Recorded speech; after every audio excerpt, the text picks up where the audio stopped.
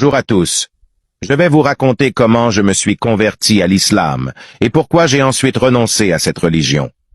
Je vous remercie d'avance pour votre attention jusqu'à la fin de mon récit. Avant de me convertir, je ne connaissais rien à la religion musulmane. C'est un ami d'origine maghrébine qui m'a parlé de sa religion. Naïf et admiratif de lui dans le sport, nous nous voyions dans un club d'athlétisme, j'ai bu ses paroles. Nous allions parfois chez lui pour boire du thé, lire et écouter le Coran, et même prier. Il me faisait de la dawa. J'ai commencé à prier et à lire le Coran par mimétisme, puis j'ai commencé à m'intéresser sincèrement à l'islam. Je lui ai posé des questions, comme celle de savoir si quelqu'un qui a été extrêmement gentil toute sa vie irait quand même en enfer simplement parce qu'il ne croit pas. Il n'avait pas vraiment de réponse à mes questions. Il m'a dit d'aller voir des imams, puis finalement m'a dirigé vers les vidéos du prédicateur musulman Zakir Naik. Une vidéo en amenant une autre, j'ai été manipulé par ces gourous et leur propagande.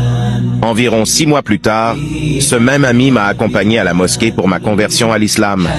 J'ai ensuite commencé à manger halal, à pratiquer la salate régulièrement chez moi et à assister à la prière du vendredi, le Jumu'ah. Petit à petit, j'ai approfondi ma connaissance de l'islam en lisant la biographie du prophète par l'imam Ibn Abdel Wahhab, les tafsirs de l'imam Ibn Kathir et Tabari, ainsi que les ouvrages de l'imam Ibn al-Qayyim. J'ai adhéré à la salafiyya, une vision orthodoxe de l'islam sunnite. Pourquoi ai-je apostasié? J'ai d'abord été radicalisé en regardant des vidéos de l'État islamique et de la propagande sur le réseau crypté Telegram provenant d'un djihadiste français, Rachid Kassim. Chacun de ces propos était soutenu par des références religieuses, dalil. Mon intention était de faire ma hijra en Syrie. Cependant, j'ai été incarcéré 3 ans et demi en prison, où je n'avais pas accès à des livres religieux sur l'islam. J'étais seul dans ma cellule, et je passais mon temps à regarder la télévision, ce qui a développé mon esprit critique en dehors du domaine religieux. Je lisais des livres sans me rendre compte que je me déradicalisais peu à peu.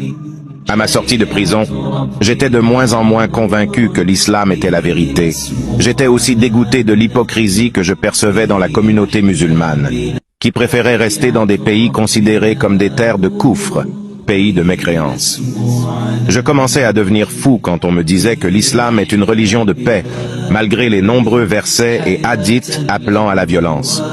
Plutôt que de continuer à être musulman et de promouvoir une religion dangereuse, j'ai préféré m'en éloigner. De plus, je n'avais pas les épaules d'être un fondamentaliste.